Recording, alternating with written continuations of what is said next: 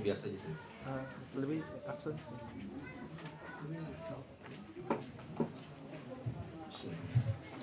Assalamualaikum warahmatullahi wabarakatuh. Waalaikumsalam warahmatullahi wabarakatuh. Alhamdulillah. Alhamdulillah hamdan katsiran thayyiban mubarakan fihi kama yuhibbu rabbuna wa yarda. Asyhadu an la ilaha illallah wahdahu la syarikalah wa asyhadu anna Muhammadan abduhu rasulun nabiyya ba'da ma ba'du. Ini adalah sesi yang kedua dari menjelaskan secara ringkas kitab Manhajul Haq, dan sekarang kita sampai kepada bait yang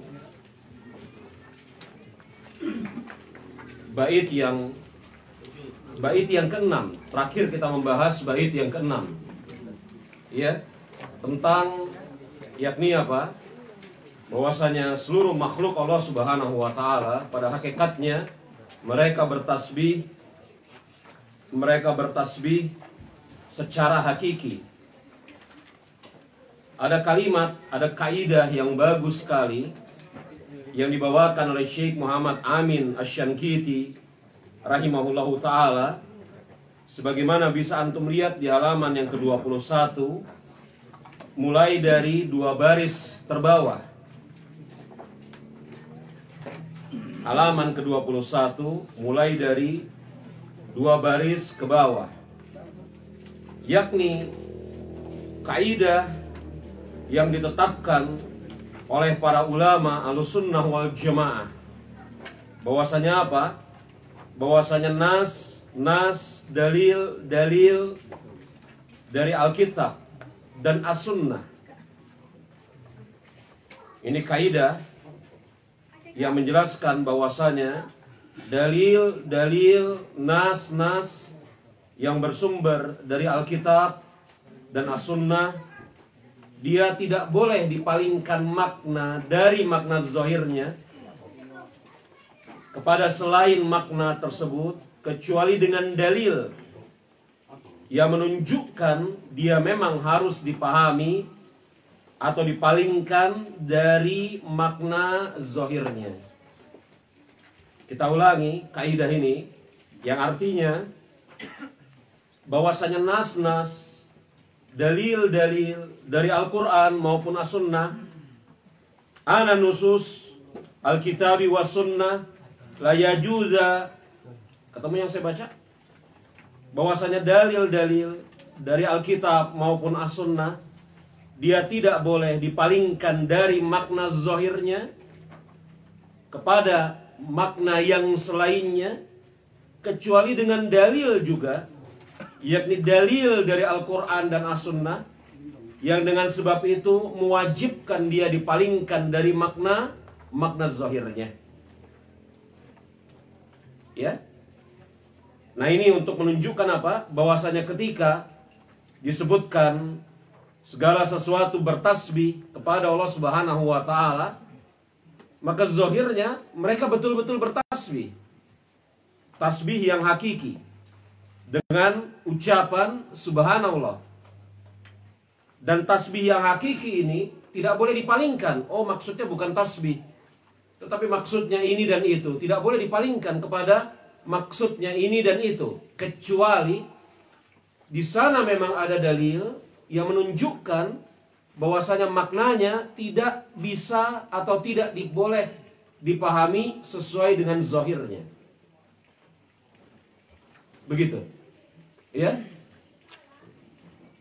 Maka pada hakikatnya takwil itu bisa diterima kalau di sana ada dalil yang mentakwilnya. Kan begitu ya. Kalau takwil itu tidak ada dalil yang mentakwilnya, maka tidak bisa diterima. Kan begitu. Ya, ini pembicaraan tentang ini pembicaraan yang sangat bagus sekali, khususnya apabila kita membahas kitab atau pembahasan tentang asma wa sifat. Seingat saya pernah menyelesaikan pembahasan asma wa sifat ini di Masjid Abu Bakar As-Siddiq ya. Kita pernah bahas Qawaidul Muslah, betul? Di Bengkulu ya. Pernah. Sudah pernah membahas Qawaidul Muslah sampai selesai di Masjid Abu Bakar, seingat saya. Kita jelaskan di sana. Ya, jadi artinya apa?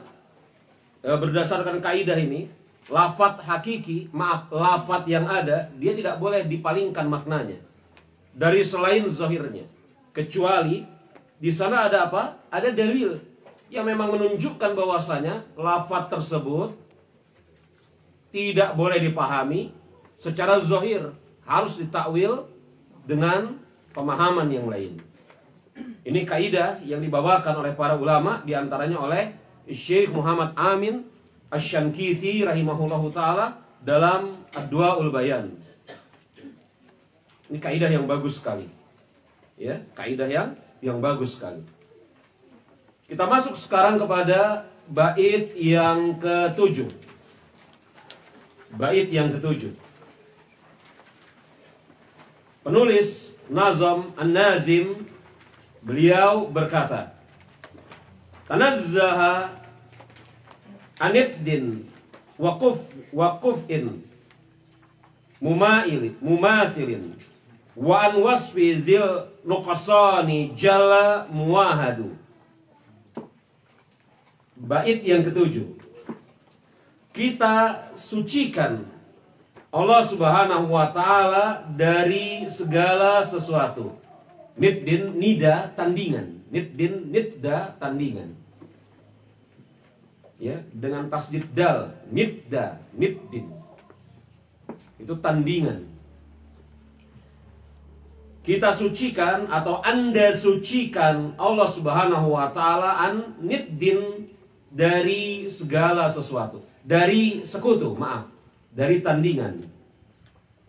Wa kuf'in mumathilin, dan jangan sampai Anda membuat permisalan terhadap Allah Subhanahu wa taala. Jadi kita sucikan Allah Subhanahu wa taala dari tandingan, dan jangan sampai seseorang membuat permisalan kepada Allah Subhanahu wa taala. Wa an wasfi dzinuqsani jalla muwahadu, dan jangan seseorang mensifatkan Allah Subhanahu wa taala dengan sifat yang nuksan, dengan sifat yang kurang.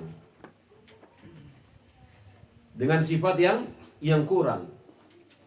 Apa sebabnya? Karena dia jalla muwahadu.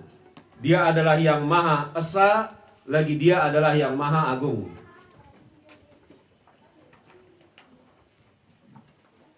Jadi Allah Subhanahu wa taala maha suci dari segala tandingan. Dan seseorang tidak boleh membuat permisalan terhadap Allah Subhanahu wa taala. Juga seseorang tidak boleh mensifati Allah Subhanahu wa taala dengan sifat yang kurang. Sebabnya apa? Sebabnya karena dia, Allah Subhanahu wa taala, adalah Maha Esa lagi Maha Agung. Bait yang ke-7 ini, ya, kalau kemudian mau kita berikan judul sebagaimana disebutkan oleh Syekh Abdul Razak, adalah mensucikan Allah Subhanahu wa taala dari segala macam kekurangan. Mensucikan Allah Subhanahu wa taala dari berbagai macam kekurangan. Ya, mensucikan Allah Subhanahu wa taala dari berbagai macam kekurangan.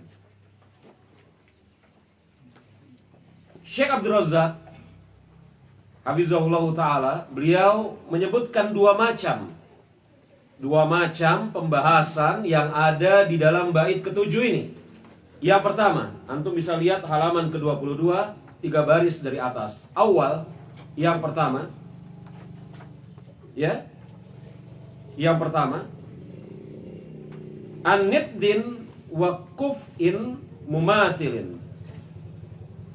Ya, yang pertama, dari segala macam tandingan dan permisalan bagi Allah Subhanahu wa taala. Karena kenapa? Karena Allah Subhanahu wa taala melarang dalam Al-Qur'an. Begitu juga Nabi kita Nabi Muhammad alaihi salatu wasallam melarang, ya, menjadikan sesuatu sebagai tandingan Allah Subhanahu wa taala dan memisalkan Allah Subhanahu wa taala dengan sesuatu selain Allah Subhanahu wa taala. Sebagaimana fala taj'alu lillahi andada wa antum ta'lamun. Dan janganlah kalian jadikan sekutu bagi Allah Subhanahu wa taala, dan sesungguhnya dalam keadaan kalian mengetahui. Lihat di situ ada andada. Ya. Al-Baqarah ayat ke-23. Maka janganlah kalian jadikan sekutu bagi Allah Subhanahu wa taala dalam keadaan kalian mengetahui. Dan Allah Subhanahu wa taala tidak boleh dipermisalkan dengan sesuatu apapun juga. Sebagaimana Allah Subhanahu wa taala berfirman, "Laisa kamitslihi syai'." Laisa kamitslihi syai'un. Tidak ada sesuatu pun yang serupa dengan Allah Subhanahu wa taala.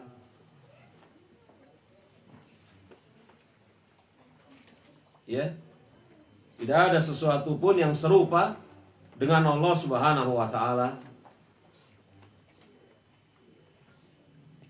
Ya. Ini yang pertama pada bait ini. Yang kedua, wa an wasfin zinuqsani. Yang kedua, dari yakni apa? Mensifatkan Allah Subhanahu wa taala dengan sifat-sifat yang kurang. Jadi tidak boleh mensifati Allah Subhanahu wa taala dengan sifat-sifat yang kurang. Ya. Ini sebagaimana Allah Subhanahu wa taala berfirman, yakni di dalam makna apa? Menafikan, menghilangkan kemungkinan bahwasanya Dia Azza wa Jalla memiliki sifat-sifat yang kurang. Wa ma rabbuka bidzalimin. Wa ma rabbuka bidzalamin lil abid. Dan tidaklah Rabb kalian menzolimi hamba-hambanya. Ya. Fusilat ayat ke 46. Jadi Allah Subhanahu wa taala hilangkan kemungkinan Dia memiliki sifat-sifat yang kurang. Di antara sifat yang kurang adalah zalim. Iya kan? Di antara sifat yang kurang adalah lupa. Sebagaimana Allah Subhanahu wa taala hilangkan kemungkinan Dia memiliki sifat lupa. Wa makana rabbuka nasiya, dan tidaklah Rabbmu itu lupa terhadap sesuatu. Ya, surat Maryam itu ya. Ayat yang ke-64. Yakni ini menunjukkan kepada kita Allah Subhanahu wa taala membersihkan kekurangan-kekurangan yang ada pada dirinya. Tapi jemaah rahimani wa rahimakumullah, ada satu hal yang merupakan istidrak, tambahan atas bait ini, bahwasanya menghilangkan sifat kekurangan pada Allah Subhanahu wa taala, kata Syekh Utsaimin, dia tidak akan menjadi sempurna kecuali ditetapkan kesempurnaannya. Saya ulangi. Syekh Utsaimin rahimahullahu taala dalam Qawaidul Muslah, beliau mengatakan bahwasanya menafikan sifat kekurangan pada Allah Subhanahu wa taala tidak akan menjadi sempurna kecuali dengan menetapkan kesempurnaannya. Itu thariqah apa? Itu thariqah Al-Quran dan As-Sunnah. Ya. Kalau dikatakan tidak pernah lupa, itu menafikan sifat kekurangan. Betul? Tetapi tidak pernah lupa, maka kemungkinannya bisa jadi dia tidak pernah ingat sama sekali. Kalau dia tidak pernah ingat sama sekali, apa yang hendak dilupakan? Betul nggak? Maka sampai ada kata pepatah yang diulang-ulang oleh anak-anak SMA yang kurang berbudi pekerti. Banyak hafal, banyak lupa. Tidak pernah menghafal, tidak pernah lupa. Ini ucapan anak-anak SMA yang kurang berbudi pekerti. Udah, gak usah banyak-banyak ngapal. Lu kenapa? Kalau banyak hafal, ujung-ujungnya banyak lupa. Kalau tidak pernah menghafal, tidak pernah lupa. Ya betul. Karena apa yang mau dilupakan kalau tidak pernah hafal? Betul ya?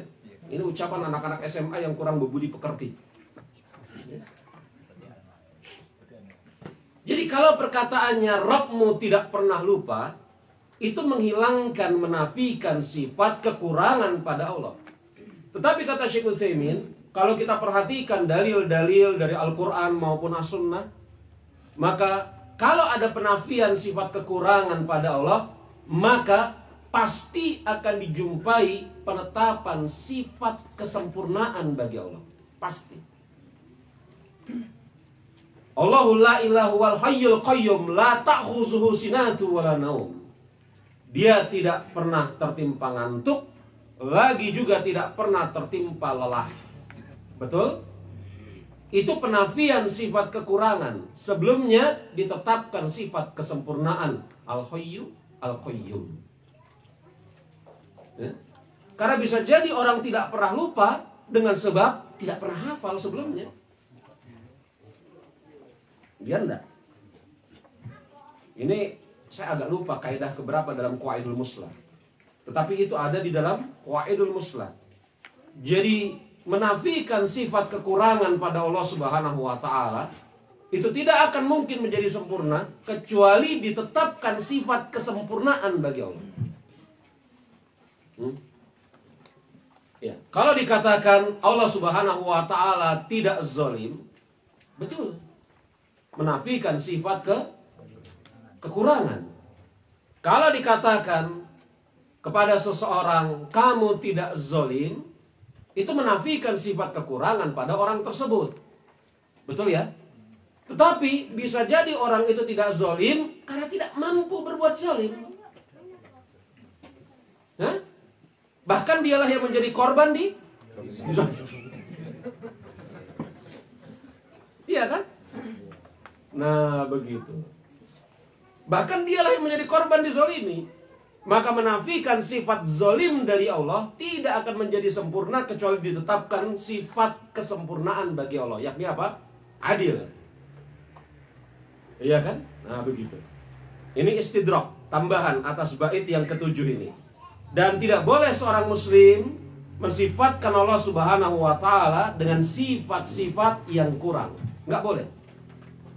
Ya, ini sebagai bentuk pengagungan kepada Allah Subhanahu wa taala. Tidak boleh Allah Subhanahu wa taala disifati dengan sifat-sifat yang kurang. Ya, keyakinan Ahlussunnah wal Jamaah bahwasanya segala sesuatu Allah Subhanahu wa taala tetapkan, takdirkan, betul? Tetapi di dalam doa kunut nazilah, apa kata Nabi kita Nabi Muhammad alaihi salatu wasalam? Asyarrul laisa ilaik. Kejelekan tidaklah disandarkan kepadamu. Padahal kalau ada terjadi sesuatu yang jelek di sisi manusia, apakah itu telah Allah tetapkan? Apakah itu telah Allah tetapkan? Iya, jelas. Sesuatu yang jelek yang terjadi pada diri manusia, apakah itu telah Allah Subhanahu wa taala tetapkan? Jelas. Tetapi keburukan tidaklah layak disandarkan kepada Allah Subhanahu wa taala. Begitu. Yang layak disandarkan kepada Allah Subhanahu wa taala adalah kebaikan-kebaikan. Tetapi tidak berlaku sebaliknya, yakni apabila telah dijumpai penetapan sifat kebaikan bagi Allah, maka tidak perlu dicari sifat kekurangannya. Enggak perlu. Enggak perlu. Ya. Kalau sudah disifati Allah Subhanahu wa taala dengan sifat kesempurnaan, maka tidak perlu dicari sifat kekurangannya. Cukup itu. Tetapi kalau Allah Subhanahu wa taala dan Rasulnya mensifati Allah Subhanahu wa taala dengan sifat yang kurang dalam makna penafian, maka harus dicari isbat penetapan sifat kesempurnaannya. Mudah-mudahan kata-kata nafi, isbat ini ma'ruf bagi antum ya, sehingga saya tidak perlu mengulang-ulang lagi maknanya apa. Baik. Jadi di dalam bait yang ketujuh ini, An-Nazim, kalau saya sebut An-Nazim itu artinya apa? Abdurrahman bin Nasir As-Sa'di. An-Nazim menyebutkan dua hal. Yakni pertama, mensucikan Allah Subhanahu wa taala dari tandingan dan membuat permisalan kepada Allah Subhanahu wa taala. Karena tidak ada sesuatu pun yang semisal dengan Allah Subhanahu wa taala, tidak akan mungkin. Nah, apa yang ada di bayangan kita tentang sesuatu, kalau kemudian sesuatu itu kita permisalkan bahwasanya itu Allah, maka itu pasti bukan Allah.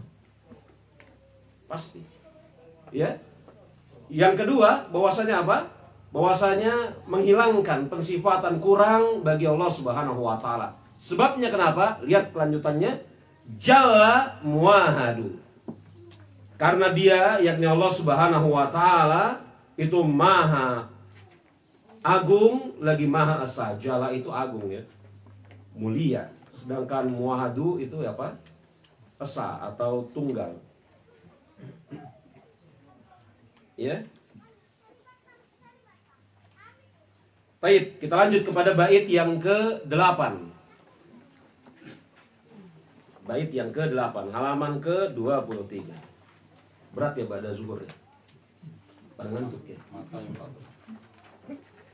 Kan insyaallah. Antum boleh memakan permen segala macam ya. Atau boleh minum kopi fadol, nggak masalah. Ya. Bait yang ke-8. Wa nuthbitul akhbar wa nuthbitul akhbar sifati jami'aha wa nabra'u min ta'wili man kana yajhadu. Bait yang ke-8. Wa nuthbitu, dan kita tetapkan kabar-kabar. Akhbar itu kabar. Kita tetapkan kabar-kabar tentang sifat keseluruhannya. Ya. Wa nabra'u, dan kita berlepas diri min ta'wili, dari ta'wil man kana yajhadu. Kita berlepas diri dari ta'wil kaum yang ingkar. Kita berlepas diri dari ta'wil kaum yang ingkar. Jadi bait yang ke-8 ini, ya, bait yang ke-8 ini diberikan judul oleh Syekh Abdul Razak, ya, sebagai judul apa? Itsbat, menetapkan seluruh kabar-kabar yang berisi sifat-sifat Allah Subhanahu wa ta'ala. Akhbar ini khobar atau istilah lain terhadap hadis. Ya, istilah lain terhadap hadis. Jadi kita tetapkan hadis-hadis yang menjelaskan tentang sifat keseluruhannya, dan kita berlepas diri dari takwil orang-orang yang mengingkari. Ya. Ini sebagaimana, yakni apa? Sebagaimana Imam Ahmad rahimahullahu ta'ala, beliau berkata, jadi pembicaraan tentang nama dan sifat Allah itu pembicaraan yang tidak boleh berasal dari akal. Dia harus berasal dari wahyu yang bersumber dari Al-Quran maupun As-Sunnah. Karena tidak boleh seseorang menamakan Allah Subhanahu wa ta'ala dengan sesuatu yang tidak Allah dan Rasulnya namakan Allah dengan itu. Iya kan? Sebagaimana juga tidak boleh seseorang mensifati Allah dengan sifat yang tidak Allah dan Rasulnya sifati dia dengan sifat tersebut. Enggak boleh. Jadi pembahasan tentang tauhid asma wa sifat, nama-nama dan sifat Allah, itu pembahasan yang betul-betul harus bersumber dari Al-Quran dan As-Sunnah. Ada 3 pembicaraan tentang Allah Subhanahu wa ta'ala. Yang pertama nama, yang kedua sifat, yang ketiga apa? Pengkhabaran. Adapun nama dan sifat, maka tidak boleh kecuali bersumber dari Al-Quran dan As-Sunnah. Sedangkan khabar, pengkhabaran tentang Allah, maka terkadang boleh dengan selain Al-Quran dan As-Sunnah. Ya, bab khabar tentang Allah itu lebih luas daripada bab sifat. Bab sifat lebih luas daripada bab nama. Nama itu sempit, yang agak luas sifat, yang lebih luas lagi khabar. Ya. Baik. Jadi nama dan sifat Allah tidak boleh kecuali bersumber dari Al-Quran maupun As-Sunnah. Sekarang gini, ya, nama dan sifat Allah Subhanahu wa ta'ala tidak boleh kecuali bersumber dari Al-Quran dan As-Sunnah. Coba lihat ucapan Imam Ahmad rahimahullahu ta'ala. 1, 2, 3, 4, 5 baris dari bawah, halaman ke-23. Berkata Imam Ahmad rahimahullahu ta'ala, la yusafullah illa bima wasafa bihi nafsah aw wasafahu bihi Rasulullah sallallahu alaihi wasallam. tidak boleh mensifati Allah Subhanahu wa taala, tidak boleh mensifati Allah Subhanahu wa taala kecuali dengan apa yang dia sifatkan untuk dirinya, atau dengan apa yang Rasulullah Shallallahu Alaihi Wasallam sifatkan Allah dengannya. La yatajawwazul Quran wal hadis. Maka Anda tidak boleh keluar dari Al-Quran maupun Al-Hadis dalam masalah ini.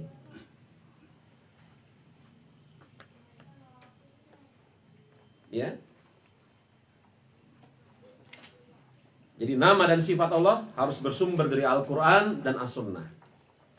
Lihat ucapan Ibnu Taimiyah Syekhul Islam, ya, nama dan sifat Allah Subhanahu wa taala. Kita lanjutkan kepada bait yang ke-8 bagian kedua. Wa nabra'u min ta'wili man kana yajhadu. Dan kita berlepas diri dari apa? Dari takwil kaum-kaum yang mengingkari. Apa yang dimaksud takwil? Lihat halaman ke-24. At-takwil at-tahrif. Takwil itu maknanya adalah at-tahrif, penyimpangan. Takwil itu maknanya apa? Tahrif, penyimpangan. Ketemu yang saya baca ini? Qala Ibnu Qayyim, berkata Imam Ibnu Qayyim Al-Jauziyah rahimahullahu taala. Ya. Berkata Imam Ibnu Qayyim Al-Jauziyah rahimahullahu taala, tahrifu nau'an. Tahrif, yakni takwil, itu ada dua macam. Tahriful lafzi wa tahriful makna. Tahrif ada dua macam. Tahrif lafaz, tahrif makna. Ya. Jadi takwil ada dua macam, yakni takwil lafaz, takwil makna. Menyimpangkan lafaz, menyimpangkan makna. Mana yang paling banyak di antara dua ini? Menyimpangkan lafaz atau menyimpangkan makna? Makna. Kalau menyimpangkan lafaz sedikit sekali. Di dalam bab asma wa sifat sedikit sekali. Ya. Saya belum pernah dapat contoh selain istaula. Ada yang pernah dapat contoh lain? Nah, itu tahrif lafzi. Kan istawa. Betul? Nah, kaum-kaum yang enggak suka, oh itu maksudnya bukan istawa, tetapi istaula. Kalau istawa beristiwa. Kalau istaula menguasai. Nah, itu tahrif lafzi. Lafaz ditambah, betul-betul ditambah. Jadi istawa, istaula. Ditambah huruf lam oleh mereka.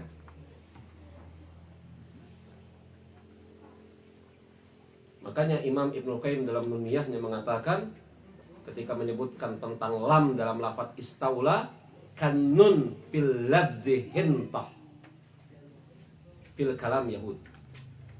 Kan hintah, betul? Tetapi orang-orang Yahudi mengatakan hintah. Dalam surat apa itu? Al-Baqarah. Ya. Ini sedikit nih.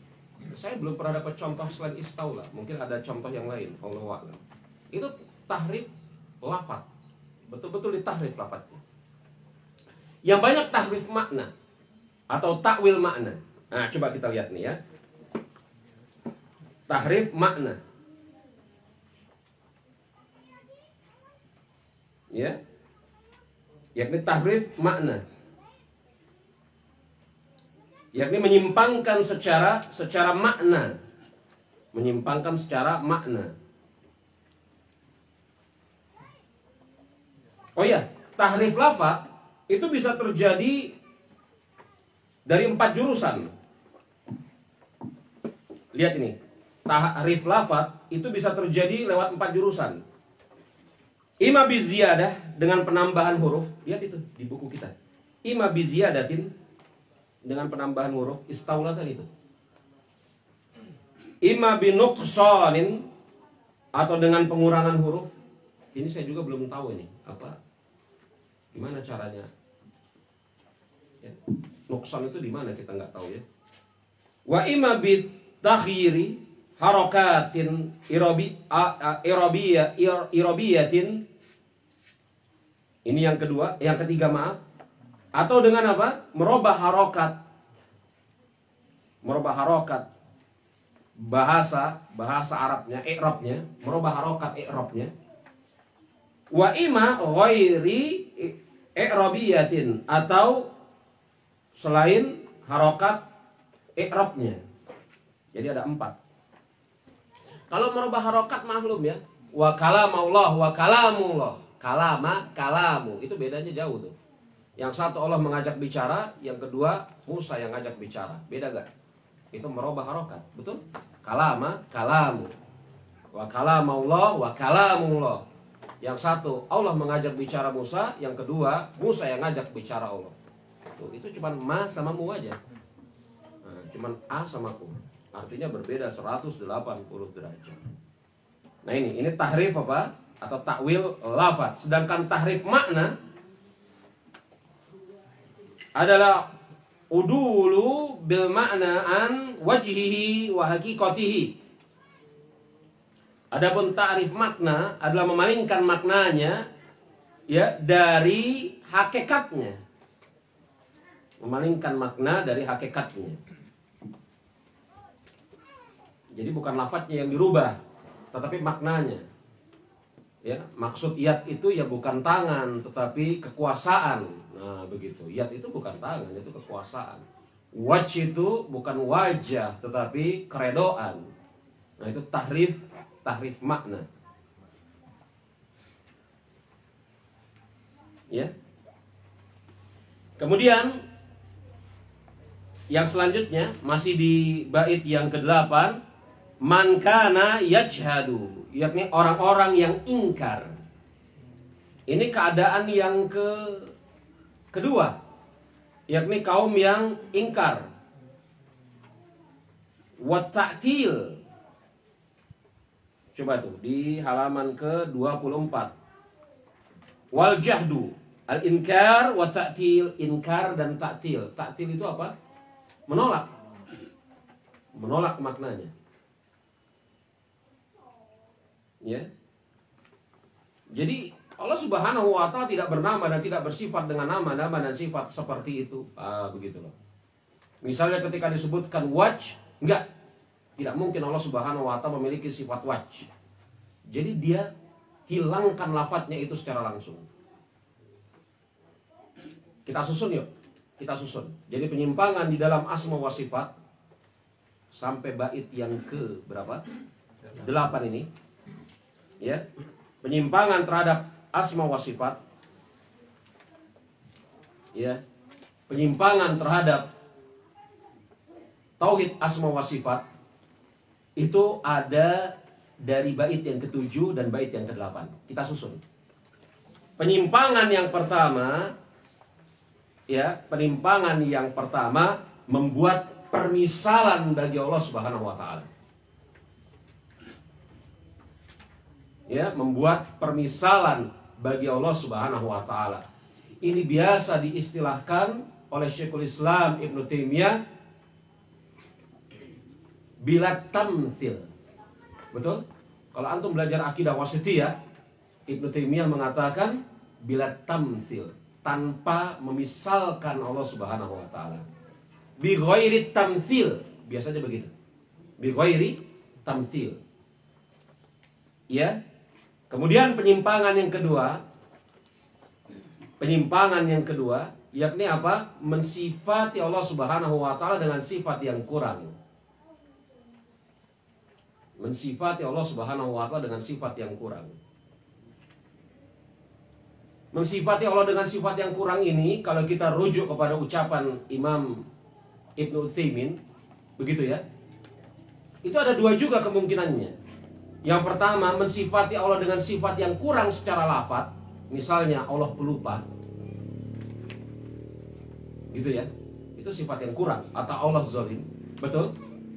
Atau kemudian meyakini bahwasanya apa? Ada sesuatu selain Allah yang memiliki sifat itu dan membantu Allah Subhanahu wa taala. Itu kan mensifati Allah kurang juga. Iya enggak? Nah itu. Kemudian yang ketiga, penyimpangan dalam tauhid asma wa sifat. Yang ketiga, itu di bait yang ke yakni apa? 8. Ya. Tidak menetapkan nama-nama dan sifat-sifat Allah Subhanahu wa taala. Itu yang ketiga. Makanya di sana disebutkan wa nuthbitu akhbar sifati jami'aha. Ya. Ini yang tidak menetapkan nama-nama dan sifat-sifat Allah Subhanahu wa taala, di antaranya Jahmiyah. Jahmiyah mengingkari seluruh nama dan sifat Allah Subhanahu wa taala kecuali hanya beberapa saja. Kecuali hanya beberapa saja. Ada buku yang agung dalam masalah ini. Kapan-kapan kita bahas insyaallah taala, entah di mana, pokoknya ya kita bahas. Ar-Radd 'ala Jahmiyah wa Zanadiqah. Tulisan siapa? Tulisan Imam Ahmad bin Hanbal rahimahullahu taala. Bantahan terhadap Jahmiyah dan Zanadiqah. Luar biasa. Ya. Baik.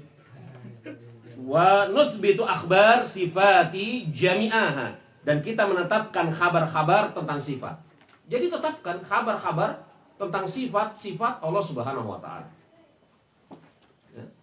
Maka penyakit yang ketiga dalam asma wa sifat mengingkari dan tidak menetapkan nama-nama dan sifat-sifat Allah Subhanahu wa taala. Kemudian penyakit yang keempat di dalam bab asma wa sifat adalah melakukan takwil atau tahrif. Wa nabra'u min ta'wili. Ya kan? Dan kita berlepas diri dari takwil. Ini penyakit yang keempat. Baik takwil secara makna atau takwil secara lafaz.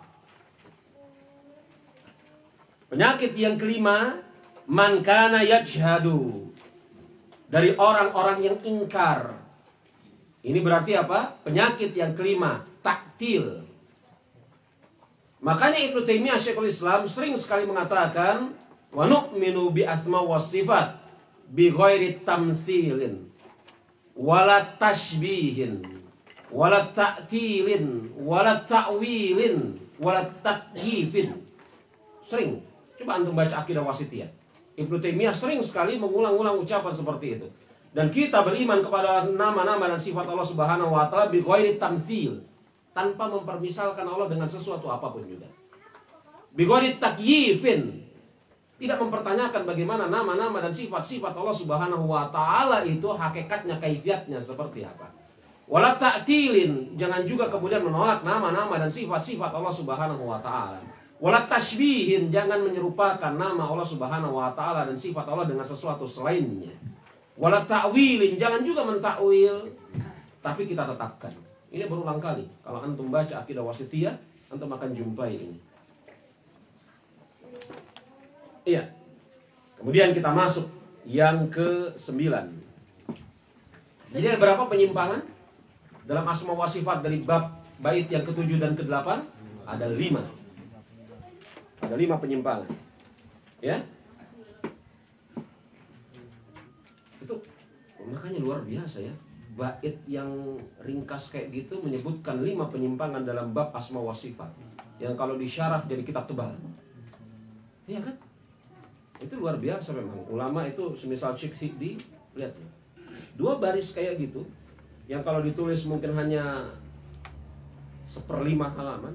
Ini kalau disyarah secara panjang lebar, ini jadi 1 kitab tebal. Karena keyakinan Ahlussunnah beriman kepada seluruh nama dan sifat Allah tanpa 5 tadi. Coba bayangkan. Yang 5 itu kalau kemudian dipanjangkan, dilebarkan, disediakan contohnya, bantahannya, itu panjang sekali. Lanjut. Yang ke-9. Nah inilah sikap, yakni apa? Ahlussunnah wal Jamaah terhadap nama-nama dan sifat-sifat Allah Subhanahu wa taala. Falaisa yutikul aqlu kunha sifatihi fasalim lima qala rasulu Muhammadu. Ya. Yang ke-9. Dan akal tidak mampu menjangkau hakikat sifat-sifat Allah Subhanahu wa taala. Jadi yang tidak mampu dijangkau akal adalah hakikat sifat-sifat Allah Subhanahu wa taala. Kalau makna sifat Allah mampu dijangkau akal. Apa bedanya? Nanti deh. Nanti ya. Dan akal tidak akan mampu menjangkau hakikat sifat-sifat Allah Subhanahu wa taala. Fasallim, maka tunduklah. Tunduk kepada apa? Lima qala rasulu Muhammadu. Maka tunduklah terhadap setiap ucapan Rasulullah Muhammad alaihi salatu wassalam.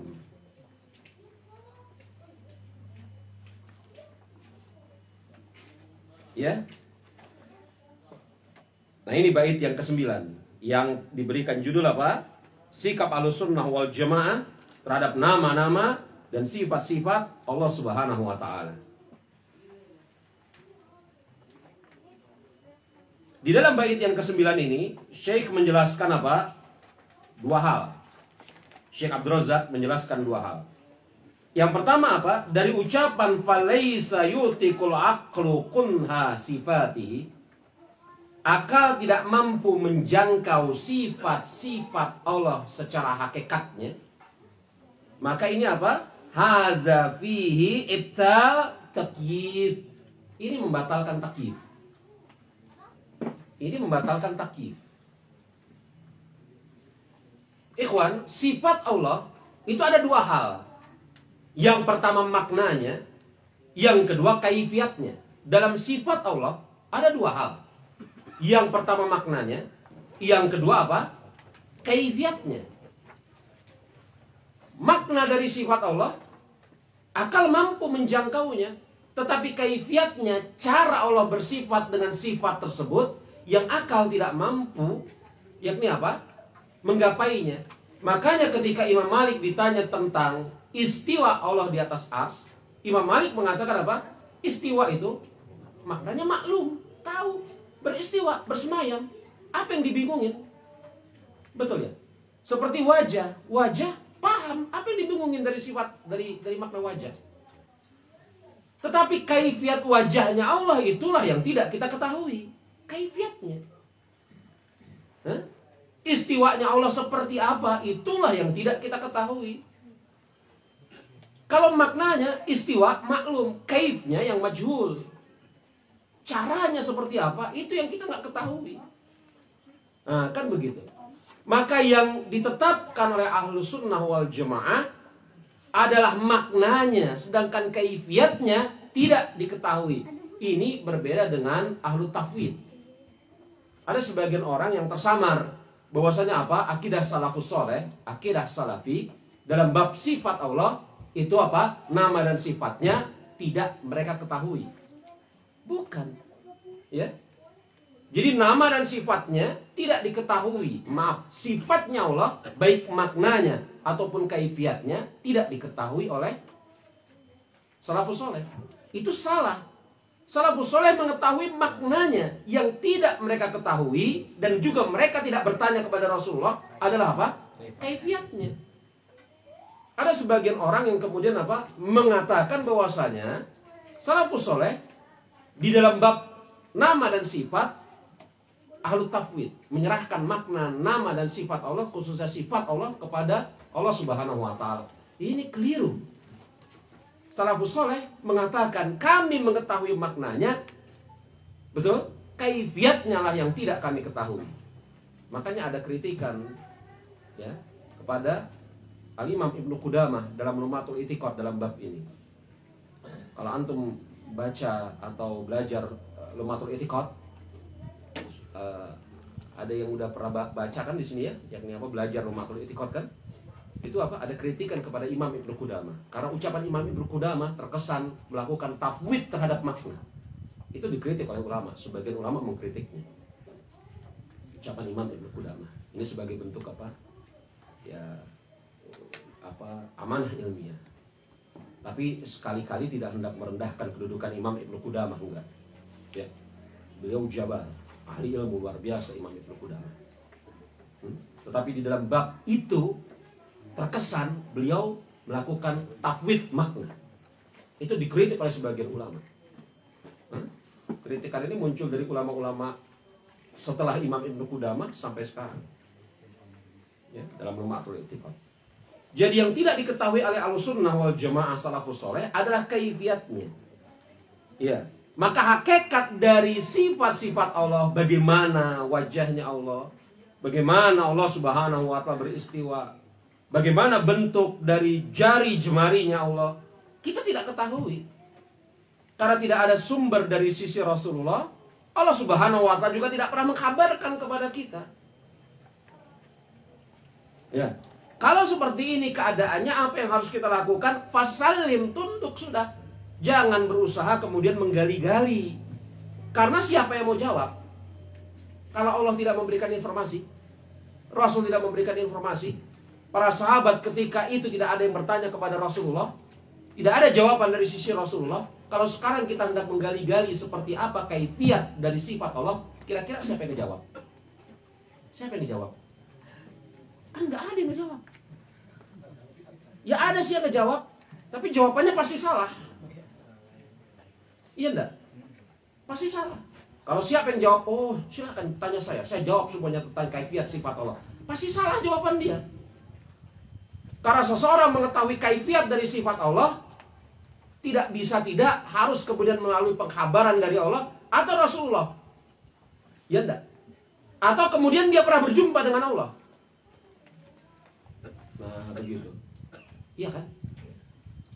Jadi kalau dia pernah berjumpa dengan Allah, dia bisa mensifatkan bagaimana wajah Allah. Dan seorang yang masih hidup tidak akan mungkin berjumpa dengan Rabb-Nya Azza wa Jalla. Maka kalau kemudian, oh saya tahu kaifiat dari sifat Allah, walaupun tidak ada hadis, tidak ada ayat, saya tahu kaifiat ini, pasti pendusta. Ini, ya. Baik. Makanya kata Syekh Abdul Razak, ini adalah membatalkan takyif. Ini membatalkan apa? Takyif. Karena apa? Antum lihat ini, 1, 2. 2 baris dari bawah. Karena apa? Al-aqlu, yakni akal lemah di dalam memahami perkara tersebut. Ya akal nggak mungkin bisa mengetahuinya.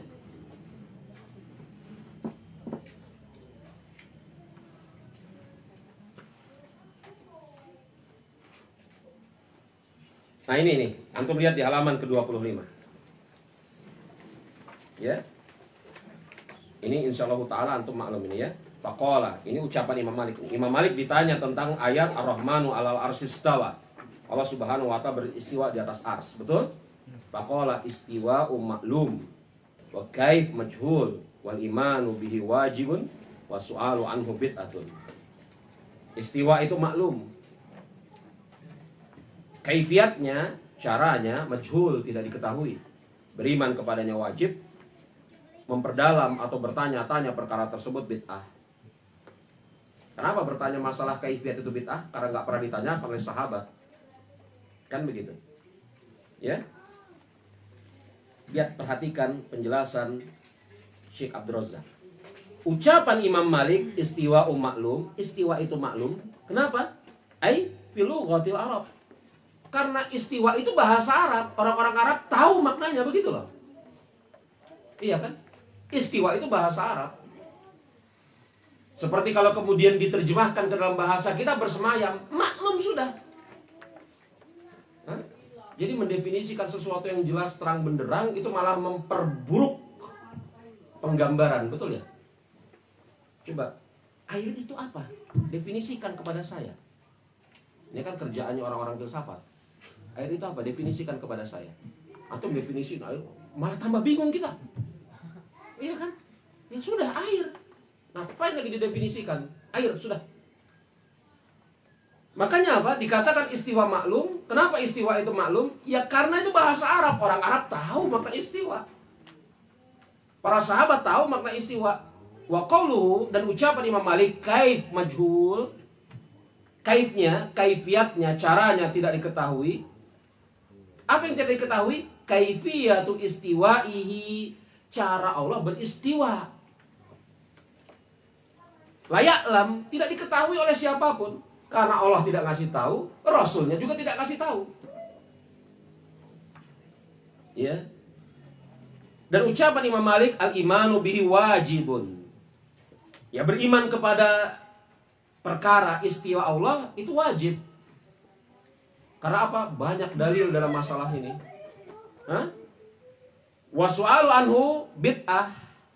Bertanya kepadanya perkara bid'ah. Lihat ucapan Imam, lihat penjelasan Syekh Abdul Razak. 6 baris dari atas. Fa faraqa malikun rahimahullahu taala bainal ma'na ma'lum min hadhihi lafziyati wa baina kaifi allazi la ya'kiluhu bashar. Dan Imam Malik membedakan. Apa yang dibedakan oleh Imam Malik antara maknanya yang diketahui. Kenapa maknanya diketahui? Karena ini lafaz bahasa Arab. Tahu orang-orang Arab maknanya apa. Wa baina kaifi, dan caranya. Alazi, yang tidak bisa dinalar atau digapai oleh akal. La yakiluhu bashar. Yang tidak bisa yakni apa? Digapai oleh akal.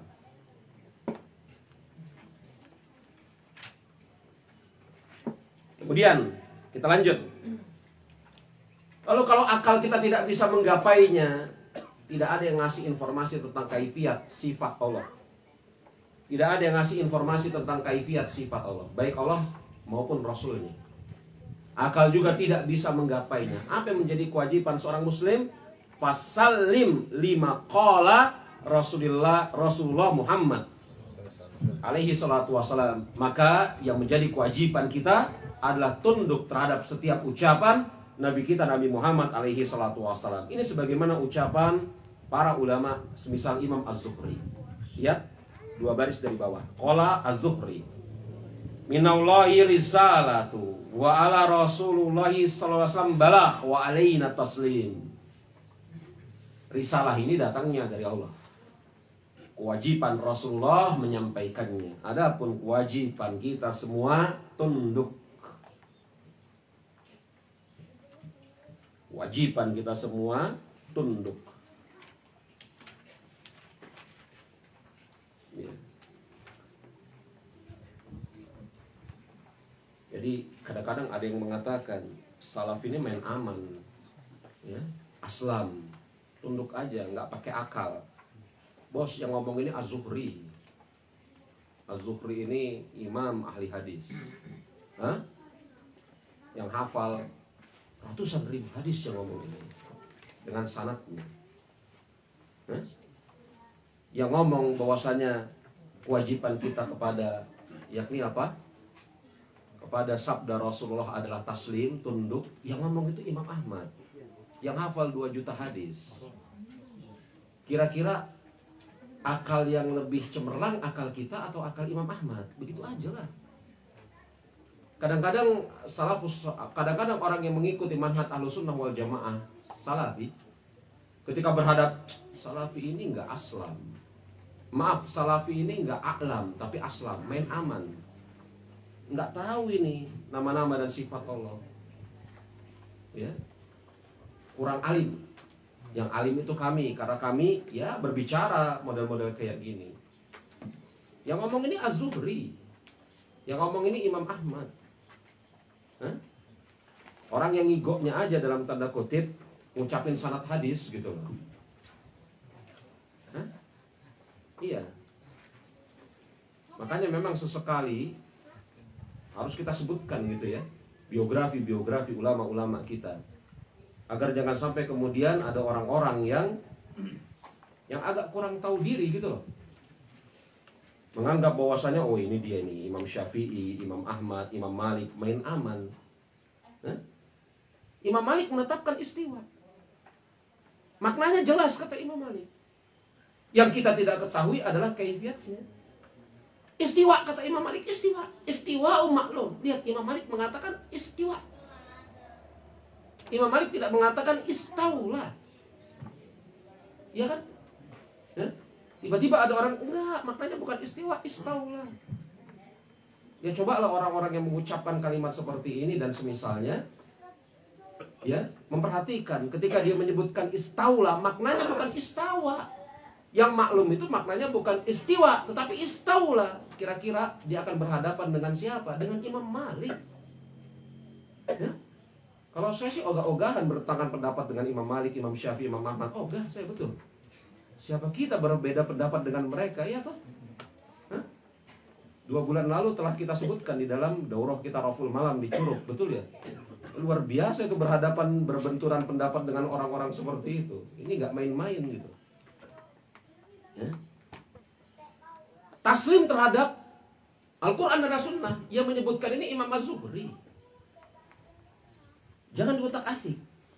Kan begitu. Lihat. Bait yang ke-10. Bait yang ke-10.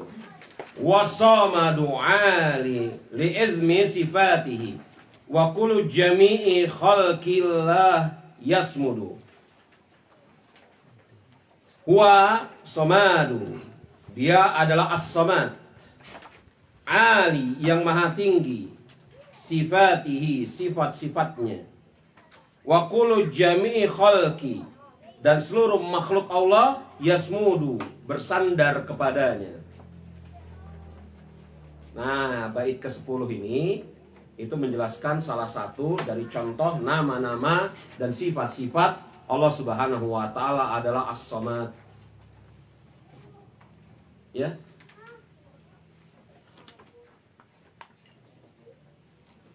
Ya. Jadi As-Samad itu apa? Dijelaskan oleh Syekh Nazim, wa kullu jami'i khalqillah yasmudu, setiap makhluk Allah itu bersandar kepadanya. Jadi arti dari As-Samad adalah tempat bersandar seluruh makhluk Allah. Betul? Memang ada sih definisi atau arti As-Samad yang lain, sebagaimana definisi pengertian yang diberikan oleh Ibnu Abbas. Alazi la jaufa lahu, zat yang tidak memiliki rongga di dalamnya. Ini tafsir Ibnu Abbas, sahih. Jadi ketika disebutkan Allahus Samad, Allah itu As-Samad, apa arti As-Samad? Maka ada dua tafsir salaf dalam masalah ini. Yang pertama, alazi la jaufa lahu, yakni zat yang tidak memiliki rongga di dalamnya. Allah tidak punya rongga. Jangan dibayangin gimana aja ya. Kaifnya serahkan kepada Allah. Kan barusan kita belajar tadi. Tidak punya rongga. Itu tafsir sahih dari sahabat Abdullah bin Abbas. Bisa kita lihat misalnya di dalam tafsir At-Tabari. Somad itu Ibnu Abbas mengatakan zat yang tidak memiliki rongga. Tidak memiliki rongga di dalamnya. Nah, tapi nampaknya An-Nazim, Syekh As-Siddi condong kepada pendapat As-Samad adalah apa? Wa kullu jami'i khalqillah yasmudu, tempat bergantung seluruh makhluk Allah Subhanahu wa taala. Nah, ini yang biasanya kita kenal, yakni tempat bergantung segala sesuatu. Makhluk-makhluk Allah Subhanahu wa taala. Dia merupakan nama-nama dan As-Samad itu di antara nama dan sifat Allah Subhanahu wa taala. Di antara nama-nama dan sifat-sifat Allah Subhanahu wa taala. Disebutkan di dalam apa? Surat Al-Ikhlas. Allahus Samad. Allah tempat bergantung seluruh makhluknya. Ya. Allah tempat bergantung seluruh makhluknya. Dan An-Nazim mensifati As-Samad itu dengan dua sifat. Yang pertama Ali, dan yang kedua yakni apa? Ali lil izmi, dan yang kedua wa kullu jami'i khalqi la yasmut. Jadi As-Samad itu ya, yang pertama adalah sifat yang agung bagi Allah Subhanahu wa taala. Sifat yang agung bagi Allah Subhanahu wa taala. Dan yang kedua, bahwasanya As-Samad adalah tempat bergantung segala sesuatu. Antum lihat di halaman ke-26.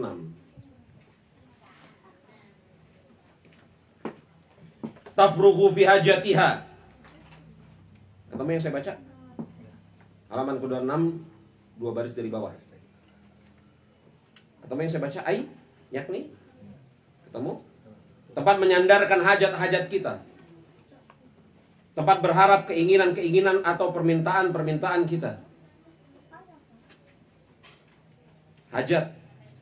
Hajatiha, yakni tempat menyandarkan hajat-hajat, keperluan-keperluan kita. Atau tempat menyandarkan permintaan-permintaan, keinginan-keinginan kita. Dan tempat condongnya kita kepada Dia saja. Itu Dia Samad. Ya, makna dari Samad. Ya, makna dari As-Samad. Kemudian bait yang ke-11. Ada bait-bait yang memang panjang penjelasannya, ada bait-bait yang bisa kita ringkas ya. Yang ke-11. Aliyun ala dzata wa qadra wa qahruhu.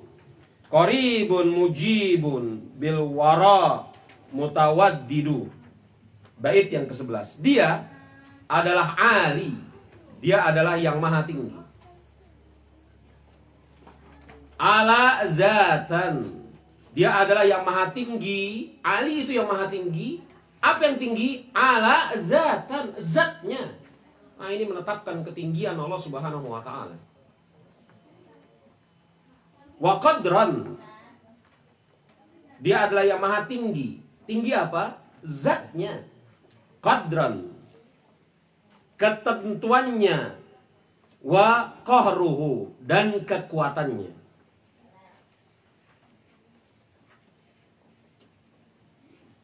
Ya.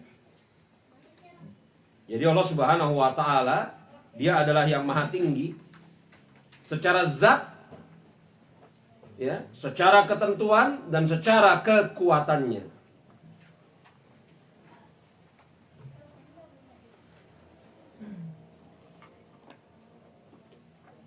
Ya. Kalau secara zat, itu dalilnya bisa kita lihat banyak sekali, diantaranya surat Al-Baqarah ayat ke-255. Wa huwa aliyul azim. Dialah yang maha tinggi lagi maha perkasa. Ya. Hadza makna awal. Ini makna yang pertama. Adapun makna yang kedua, 9 bait dari bawah, 9 baris dari bawah. Wal makna tsani, ketemu yang saya baca. Qadran. Qadran di sana apa tadi? Ketentuannya. Ini sebagaimana Allah Subhanahu wa ta'ala berfirman dalam surat ya. Surat apa ini? Az-Zumar ayat ke-67. Wa ma qaddarullaha haqqa qadrihi. Ya? Betul? Apa artinya ini? Ini Az-Zumar ya? Betul Az-Zumar itu? Ayat ke-67.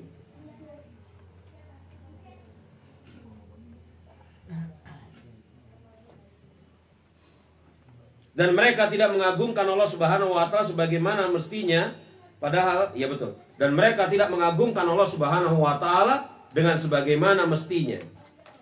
Berarti Allah Subhanahu wa ta'ala maha tinggi keagungannya ya. Ini makna yang kedua. Wa makna tsalis, makna yang ketiga, qahruhu. Yakni apa? Kekuatannya. Ini sebagaimana Allah Subhanahu wa ta'ala berfirman di dalam surat Al-An'am ayat ke-18. Wa huwa qahiru fawqa ibadih. Dan kekuatan Allah Subhanahu wa ta'ala, keperkasaan Allah Subhanahu wa ta'ala itu melampaui kekuatan, keperkasaan hamba-hambanya, di atas kekuatan dan keperkasaan hamba-hambanya.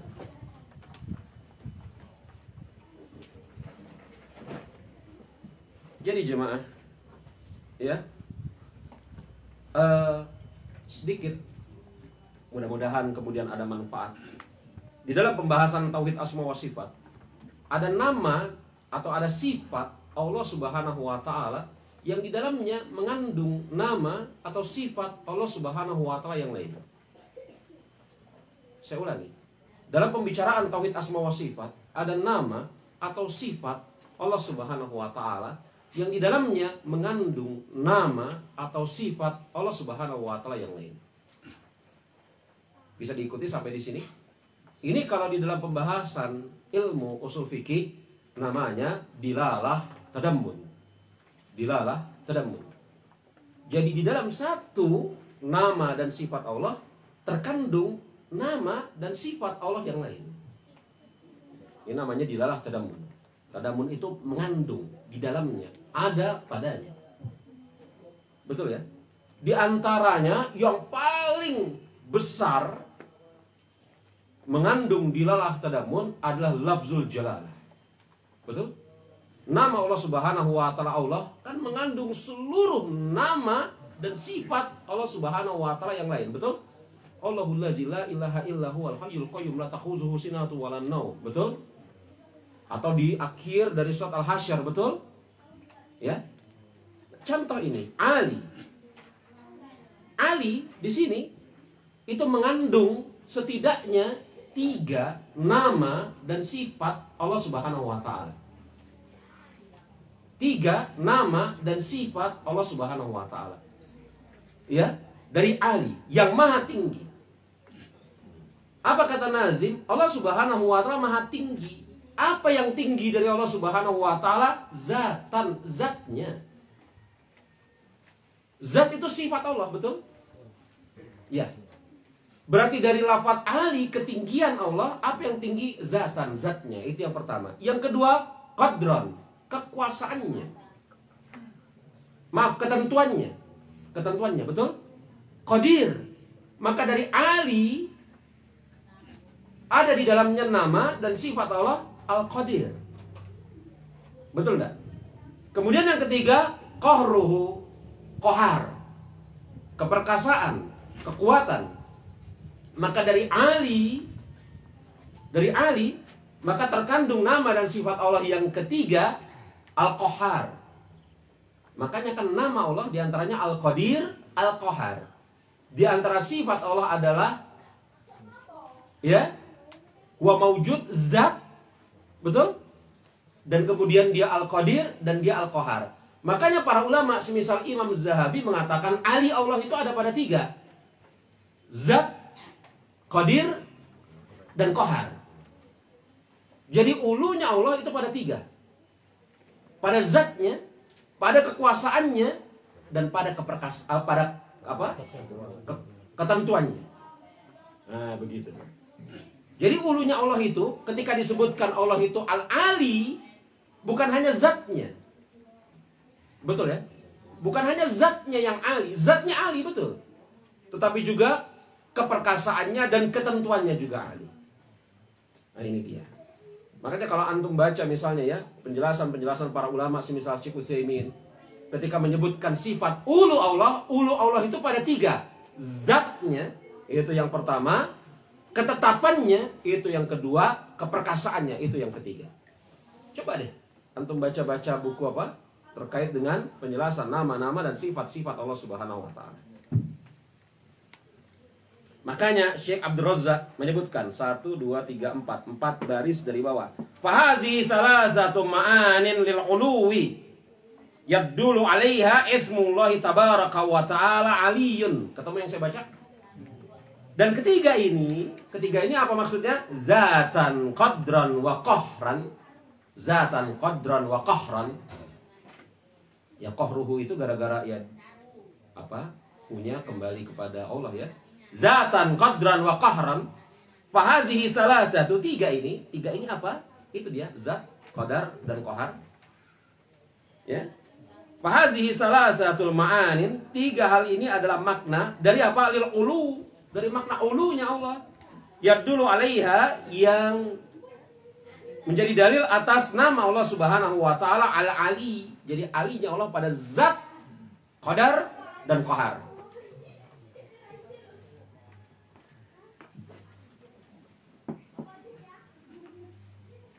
Nih Imam Ibnu Qayyim menyebutkan nih dalam Madarijus Salikin, saya sedikit saja ya. Min lawazin ism Ali uluwa mutlaqa bi kulli i'tibari falahu uluwil mutlaq min jami'i wujuh ulul qadar wa ulul qahar wa ulul zat. Ketemu yang saya baca? Min lawazim, dari kelaziman Ali bagi nama Allah Subhanahu wa taala adalah apa? Ulul qadar, ulul qahar wa ulul zat. Ini dia lawazim ya. Jadi kalau kita belajar usul fikih itu dilalah itu dalil itu bisa dipetik dari 3. Yang pertama dilalah iltizam, yang kedua mutabaqah, yang ketiga tadamun. Ini pembahasan usul fikih. Iltizam, tadamun, mutabaqah. Ini selingan aja. Kalau dalam bahasa film, spoiler. Selingan aja ya. Mutabaqah, tadamun, iltizam. Membangun dalil itu bisa lewat 3 cara. Mutabaqah, tadamun, dan iltizam. Apa itu? Ya ini selingan aja ya. Selingan aja. Baik. Lanjut. Qaribun mujibun. Allah Subhanahu wa taala qarib dan Allah Subhanahu wa taala mujib.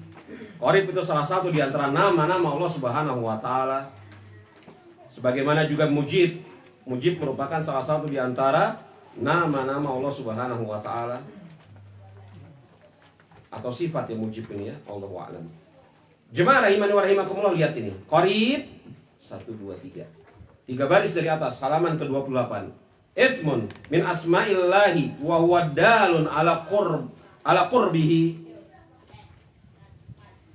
Qarib itu nama dari nama-nama Allah Subhanahu wa taala yang menunjukkan atas kedekatan. Kedekatan Allah Subhanahu wa taala kepada siapa? Kepada wali-walinya, orang-orang yang bertakwa. Ya. Adapun mujib, lihat berikutnya, allazi yajibu man da'ahu. Mujib adalah yang mengijabah orang-orang yang berdoa kepadanya.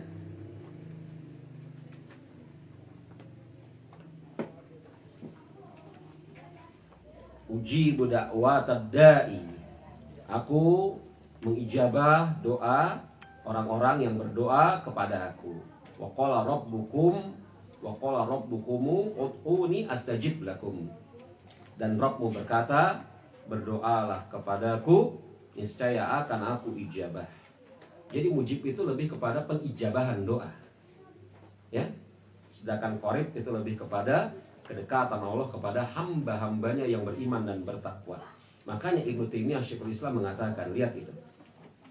Ini bagus sekali, ada kaidah-kaidah di dalam buku ini yang kita bisa sifatkan. Perhatikan ucapan Ibnu Taimiyah. Walaisa fil Qur'an wasfur Rabbi ta'ala biqurb min kulli syai'in aslan.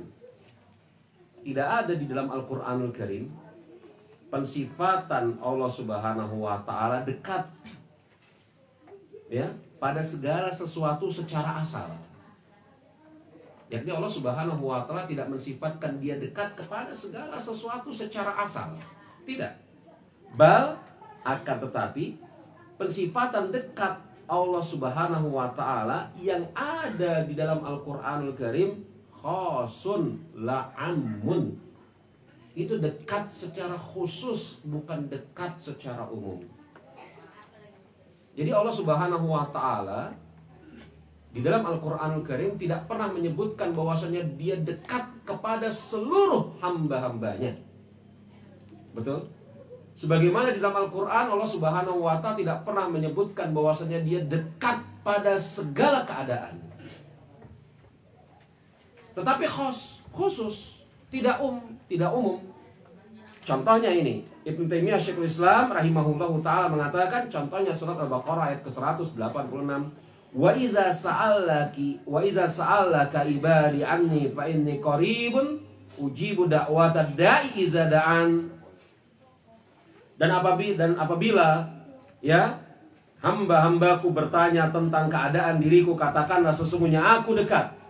Aku akan mengijabah doa mereka apabila mereka berdoa kepada aku. Kata Ibnu Taimiyah, fahuwa subhanahu qaribun miman da'ahu. Allah itu dekat atas orang yang berdoa kepadanya. Nah, begitu. Jadi kalau mau tahu bagaimana cara agar kita dekat dengan Allah Subhanahu wa ta'ala dan Allah Subhanahu wa ta'ala mendekat kepada kita, perbanyak doa. Ya enggak? Perbanyak meminta kepada Allah Subhanahu wa ta'ala. Makanya sampai-sampai para ulama semisal Imam Fudail bin Iyad mengatakan ada sangat beda yang sangat nyata antara hamba dengan Rabb. Ya, kalau hamba semakin banyak diminta semakin jauh. Betul enggak? Coba deh, setiap saat antum minta sesuatu kepada teman antum, ditinggalin. Ya? Antum belum mendekat dia udah jauh.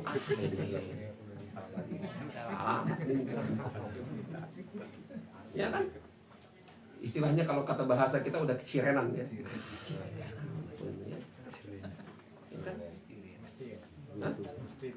Apa itu Pak? Pasti ya. Jadi yakni apa? Beda, kata Imam Fudail bin Iyad. Sungguh sangat beda antara keadaan Rabb dengan makhluk. Kalau Rabb itu semakin diminta semakin dekat. Adapun makhluk semakin diminta semakin jauh. Jadi kalau hendak mendapatkan jawaban atas pertanyaan bagaimana cara kita agar didekati oleh Allah Subhanahu wa taala dan dekat kepada Allah, banyak meminta. Ini dia, berarti ini kan kedekatan khusus. Tidak setiap saat dan kepada siapapun Allah dekat. Allah dekat kepada orang-orang yang meminta kepadanya. Apabila hamba-hambaku bertanya kepada engkau wahai Muhammad tentang diriku, katakanlah aku dekat. Tetapi tidak dekat atas setiap hamba, dekat kepada hamba-hamba yang meminta kepadaku. Nah begitu. Betul kata Ibnu Taimiyah. Makanya Ibnu Taimiyah di atas penelitian dia terhadap Al-Quran dan As-Sunnah mengatakan kedekatan Allah itu tidak pada seluruh keadaan seluruh orang, tetapi pada keadaan khusus pada orang-orang tertentu. Ya, di antaranya orang-orang yang berdoa kepadanya. Ya.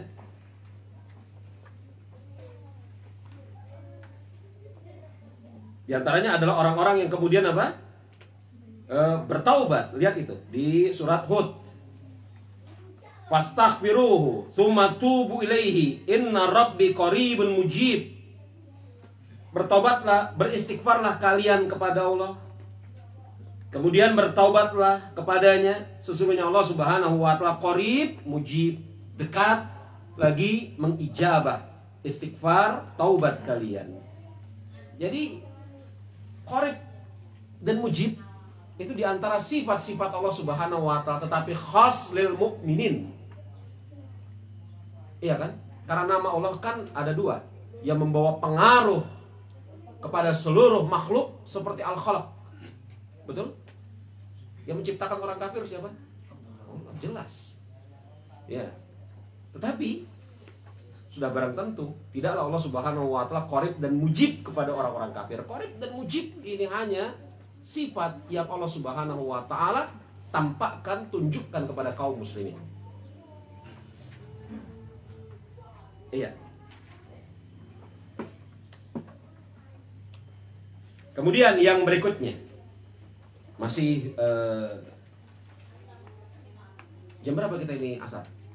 3:45. Masih lama ya? Lanjut. Yang masih bait ke-11 ya. Qaribun mujibun bil wara'i mutawaddidu. Dia maha dekat lagi maha mengabulkan dengan limpahan anugerah serta maha penyayang al-wadud. Wadud ini salah satu di antara yakni apa? Sifat-sifat Allah Subhanahu wa taala, nama-nama dan sifat-sifat Allah Subhanahu wa taala.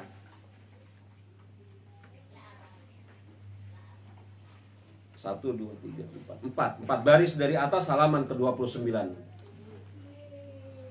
Ketemu yang kita baca? Qala Syekhul Islam Ibnu Taimiyah fil Majmu' Fatawa. Berkata Ibnu Taimiyah dalam Majmu' Fatawa. Ketemu yang saya baca?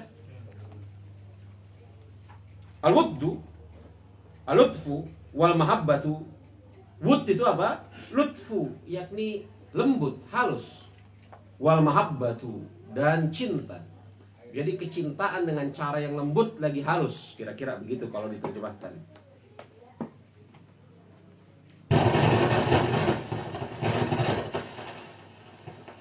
Yakni wud itu apa? Kecintaan dengan cara yang lembut lagi halus. Ya. Kecintaan dengan cara yang lembut lagi halus. Dan ini hanya kepada hamba-hambanya yang beriman. Ya. Ini hanya diberikan oleh Allah Subhanahu wa taala kepada hamba-hambanya yang beriman. Ini persis seperti qarib mujib. Ya. Sebagaimana Allah Subhanahu wa taala berfirman dalam surat Maryam. Ya, ayat yang ke-96. Innallazina amanu wa amilus solihati. Sesungguhnya orang-orang yang beriman dan beramal soleh. Sayaj'alu lahum rahmanu wudda. Ya, maka akan kami jadikan di dalam hati mereka rasa kasih sayang dan kecintaan. Ya, ini dia. Taib. Lanjut kepada bait yang ke-12. Betul? Bait yang ke-12. Wal hayyu wal qayyumu dzul.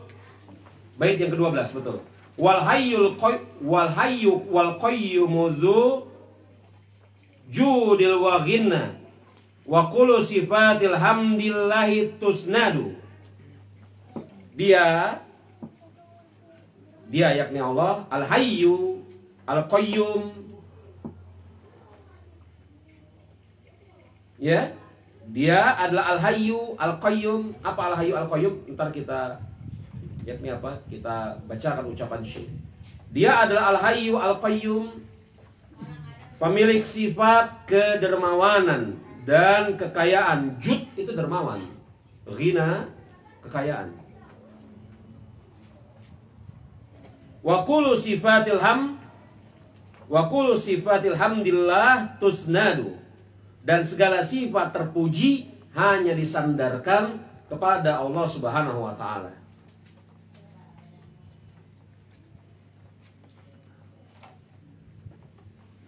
Nah, di dalam bait ini, bait yang ke-12 disebutkan dua dari sifat-sifat Allah Subhanahu wa taala. Maaf, bukan dua. Ya, 4. Yakni al-hayyu yang pertama, al-qayyum yang kedua, al-jawad yang ketiga, al-ghina yang keempat. Jadi disebutkan 4 dari yakni apa?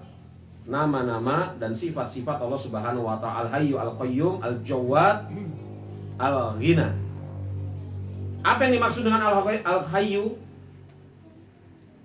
Baris pertama, allazi lahu hayatu kamilatul lati lam tusbik ba'dama wa la yalhiquha fanaun. Al-hayyu yang kita artikan maha hidup adalah kehidupan yang sempurna, yang tidak didahului dari ketiadaan dan tidak diakhiri dengan kefanaan. Hidup yang sempurna. Jadi hidup yang sempurna, hayatu kamilatu. Hidup yang sempurna, yang tidak didahului dari ketiadaan dan tidak ditutup atau diakhiri dengan kefanaan. Jadi manusia hidup persis seperti Allah Subhanahu wa taala hidup, tetapi hidup Allah tidak diawali dari ketiadaan dan tidak diakhiri dengan kefanaan. Beda dengan manusia. Manusia ini hidup diawali dari ketiadaan, nanti suatu saat tidak ada. Kan begitu. Makanya kehidupan Allah dengan kehidupan manusia, lafadznya sama-sama hayat. Betul. Tetapi hayatnya Allah itu hayat yang kamilah. Persis seperti wajah. Jadi ini kan sebuah kaidah ya. Jadi wajah manusia dengan wajah Allah sama-sama wajah, tapi wajah Allah wajah yang kamilah, sempurna, yang tidak kurang satu apapun juga. Kalau wajah kita kan penuh dengan kekurangan ya. Lama-lama apa keriput, ada jerawat, ya enggak? Lama-lama keriput, ada jerawat, karena sinar matahari rada hitam, gosong ya kan? Tapi wajah Allah Subhanahu wa taala tidak mengalami kekurangan sedikit pun juga, sempurna. Jadi kalau kemudian sebenarnya kan begini ya, kalau kita bisa menerima kehidupan Allah adalah kehidupan yang sempurna, tidak didahului dengan ketiadaan, tidak diakhiri dengan kefanaan. Kehidupan Allah berbeda dengan kehidupan manusia, betul? Dan lafadznya, walaupun lafadznya sama-sama hidup, kalau kita bisa menerima seperti itu, kenapa kita tidak menerima bahwasanya Allah apa? Memiliki wajah. Kenapa nggak bisa menerima? Kan rumusnya sama saja harusnya. Iya kan? Kalau dikatakan Allah maha hidup, maha hidup. Kehidupan Allah yang maha hidup itu seperti apa? Hidup yang sempurna. Apa maksud hidup yang sempurna? Tidak diawali dari ketiadaan, tidak diakhiri dengan kefanaan. Oh, itu hidupnya Allah. Iya. Hidupnya kita hidup juga hidup. Lalu hidup kita apakah sempurna? Tidak. Kenapa? Awalnya nggak ada, lalu akhirnya nggak ada. Tapi lafadznya sama ya mas ya? Iya. Apa lafadznya? Hidup. Lalu kenapa tidak Anda terima masalah wajah? Lafadznya sama-sama wajah, tapi wajah kita penuh dengan kekurangan. Coba kalau masih bayi, nyimpan foto kita masih bayi gak? Katanya cakep ya. Siapa ini ya? Oh nggak kenal, padahal kita sendiri gitu. Ya, ya. Mungkin ada di antara anak anda gitu ya, nanya sama Anda, ya ini siapa? Padahal yang ditanya bapaknya. Anak kita sendiri aja nggak kenal wajah kita. Beda sekali, betul? Hah? Wajah kita ini tidak sempurna, penuh dengan kekurangan wajah kita. Wajah Allah itu sempurna, tidak mengalami sedikit pun cacat, walaupun sahabatnya sama-sama wajah. Kenapa tidak seperti itu menerimanya? Kan beres ya. Tapi memang yang punya rumus-rumus yang rada-rada aneh memang sih. Kalau dalam masalah ini hayat kita terima, tapi dalam masalah wajah ya ada perincian lebih lanjut. Nah itu memang ada rumus-rumus aneh gitu Pak. Padahal sama saja gitu loh. Manusia punya tangan. Allah punya tangan. Oh bukan. Loh kok bukan? Kan sama saja dengan hayat. Iya kan? Makanya hayat Allah itu hayat yang sempurna, yang tidak didahului dari ketiadaan, tidak diakhiri dengan kefanaan. Persis seperti qayyum. Qayyum Allah itu maha berdiri. Manusia mampu berdiri? Mampu. Tapi manusia mampu berdiri ini awalnya nggak bisa berdiri, di bedong. Nanti lama-lama tua apa? Nggak lurus, pakai kursi roda. Iya kan? Tetapi kemudian berdirinya Allah itu sempurna, qayyumnya Allah sempurna. Dia tegak, bukan atas dirinya saja. Kata Syekh Abdul Razak, qaim bin nafsi mukim li khalqihi. Yakni qayyumnya Allah itu maha tegak untuk dirinya sendiri, dan dia tegakkan seluruh urusan makhluknya. Jadi qayyumnya Allah itu memiliki juga, yakni apa? Efek kepada makhluknya. Dia tegakkan seluruh urusan makhluknya. Iya. Nah ini. Jadi di sana ada apa? Ada dua. Al-Hayyu, Al-Qayyum, Al-Ghina. Al-Jawad. Langsung kita lanjutkan. Al-Jud ya. 1, 2, 3, 4, 5, 6, 7. 7 baris dari bawah. Zul Juddi. Ya. Dan yakni Jud. Jud itu apa tadi? Dermawan. Ya. Antum langsung mikirin judi ya. Kalau jud dalam bahasa Arab artinya dermawan. Kalau judi dalam bahasa Indonesia, kok bisa begitu ya? Kira-kira ada asalnya nggak? Sehingga permainan tersebut namanya judi dalam bahasa kita. Mungkin ada secara morfologis ya. Jud itu kedermawanan. Lihat, in'am wal ikram wal tafdul wal ihsan. Jud kedermawanan, yakni apa? Dia memberikan nikmat, memberikan kemuliaan, ya, mengutamakan dan berbuat kebaikan kepada hamba-hambanya, kepada hamba-hambanya.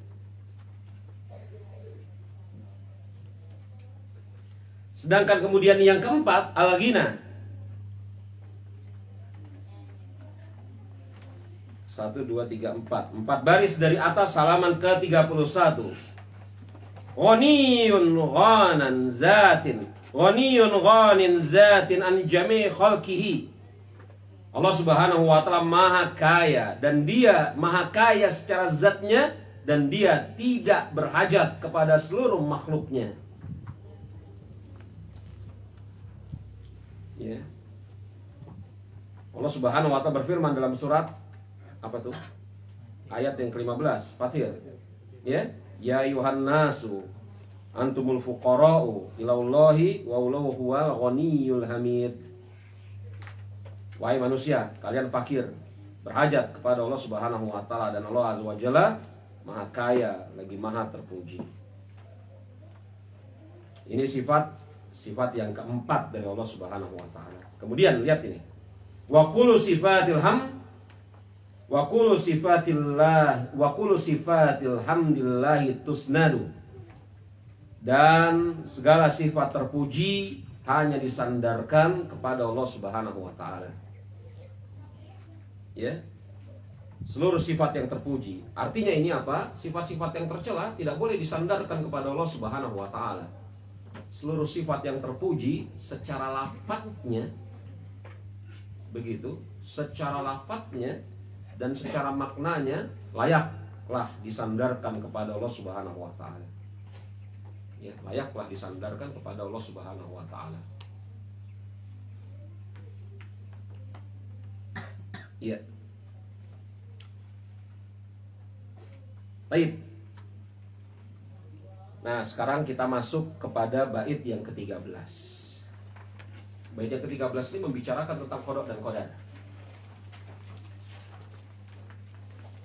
Bait yang ke-13 ini membicarakan tentang qada dan qadar. Itu sudah bergeser tuh ya. Antum kalau perhatikan kan bergeser ya. Membicarakan tentang apa tadi? Bagaimana seorang muslim seharusnya beribadah kepada Allah, mengagungkan Allah, betul? Kemudian bergeser kepada tauhid. Betul ya? Rububiyah, uluhiyah, betul? Ya kan? Kemudian asma wa sifat bergeser ya. Nggak sadar antum bergeser ya. Kalau disimak, diresapi itu bergeser tuh. Pelan-pelan digeser sama syekh. Ya enggak? Bergeser. Awalnya kan apa? Memuji Allah Subhanahu wa taala, kewajiban kita kepada Allah Subhanahu wa taala, kita beribadah kepada Allah terus, betul? Kemudian tauhid, rububiyah, uluhiyah, asma wa sifat digeser lagi pelan-pelan oleh syekh. Sekarang masuk kepada pembahasan qada dan qadar. Ke-13. Ahata bi kullil khalqi ilman wa qudratan wa birran wa ihsanan fa iyyahu na'budu. Ilmu dan ketetapannya meliputi seluruh makhluk. Ilmu dan ketetapannya meliputi seluruh makhluk.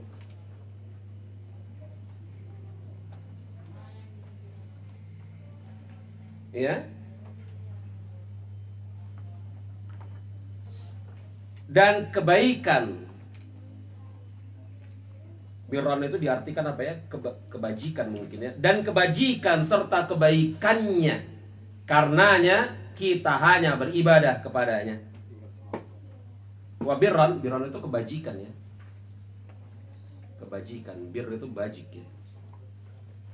Dan kebajikan serta kebaikannya. Karenanya kita hanya beribadah kepada Allah Subhanahu wa taala.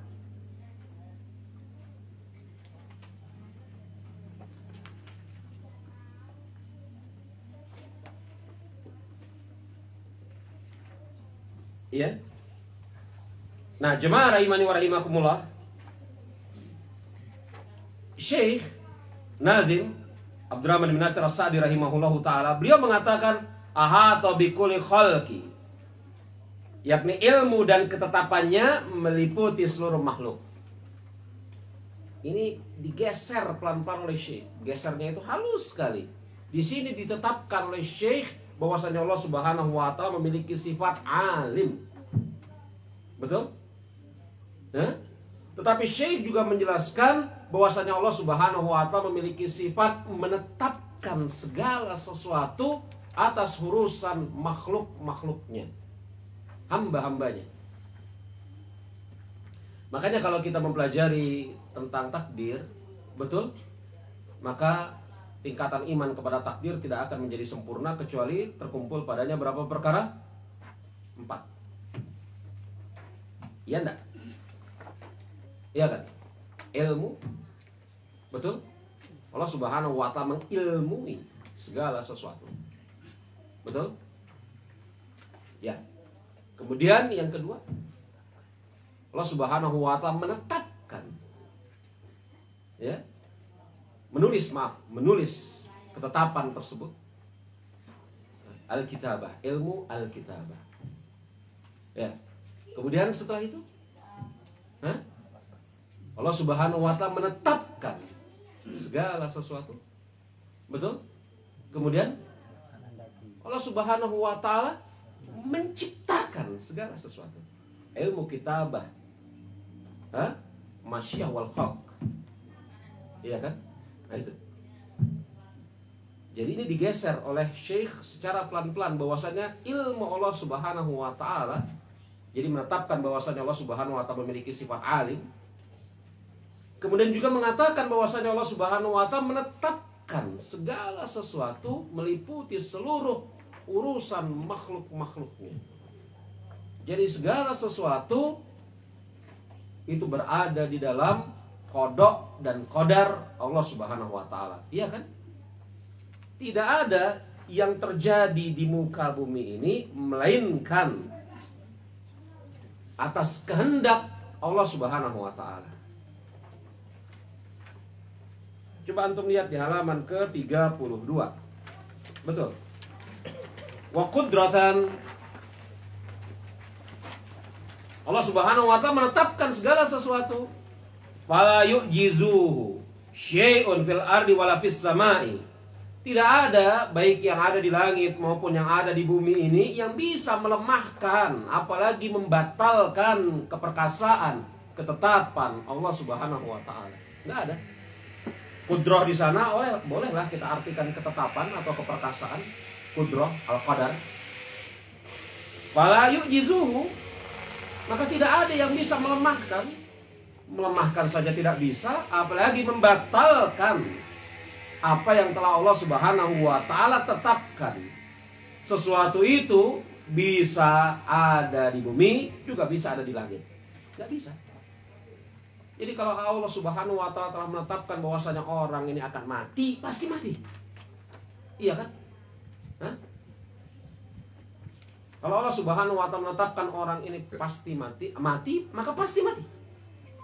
Kalau Allah Subhanahu wa taala menetapkan orang ini jatuh dari tempat tinggi, belum sampai kepada titik kematian ajalnya, maka dia tidak akan mati.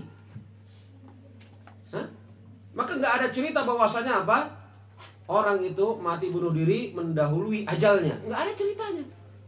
Memang belum sampai ajalnya Allah tetapkan pada saat itu. Tidak ada yang bisa mengalahkan ketetapan takdir Allah Subhanahu wa taala. Nggak ada. Ya? Tidak ada yang bisa melemahkan, apalagi membatalkan. Melemahkan saja, ini pilihan kata yang bagus dari Syekh Abdul Razak. Beliau mengatakan fala yu'jizuhu, tidak ada yang bisa melemahkan. Melemahkan ketetapan Allah saja tidak bisa, apalagi membatalkan. Tidak ada. Segala sesuatu terjadi, baik di langit maupun ada di bumi, semuanya atas ketetapan Allah Subhanahu wa taala. Makanya dikatakan di sana dalam surat Al-Baqarah ayat ke-20 ya. Innallaha ala kulli syai'in qadir. Bahwasanya bahwasanya di tangan Allah Subhanahu wa taala lah segala sesuatu. Innallaha ala kulli syai'in qadir. Sesungguhnya Allah Subhanahu wa taala lah yang menetapkan segala sesuatu.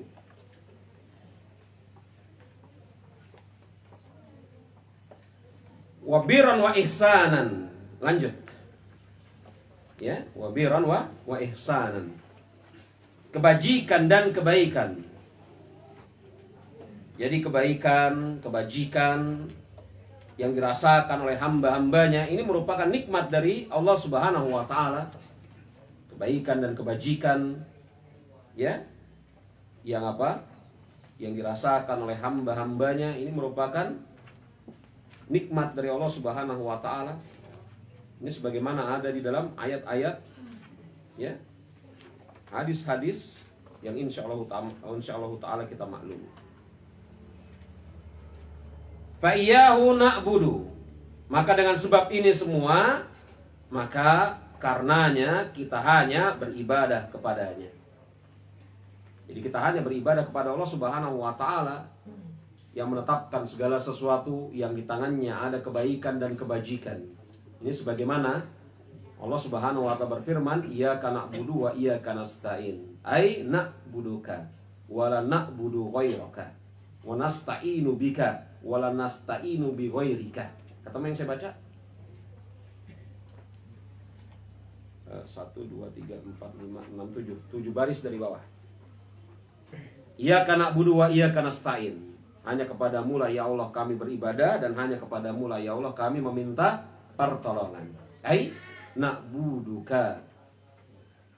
wala na'budu ghairaka wa nasta'inu bika wala nasta'inu bi ghairika. Hanya kepadamu lah ya Allah kami beribadah, dan kami tidak beribadah kepada selainmu. Dan hanya kepadamu lah ya Allah kami memohon pertolongan, dan kami tidak meminta pertolongan kepada selainmu. Ya, baik. Asar? Baik, ya kita jeda terlebih dahulu asar. Insyaallah taala nanti kita akan lanjutkan bait yang ke-14 dan seterusnya insyaallah taala. Ya, kita tutup dengan mengucapkan subhanakallahumma wa bihamdika asyhadu an la ilaha illa anta astaghfiruka wa atubu ilaik. Alhamdulillahirabbil alamin. Assalamualaikum warahmatullahi wabarakatuh.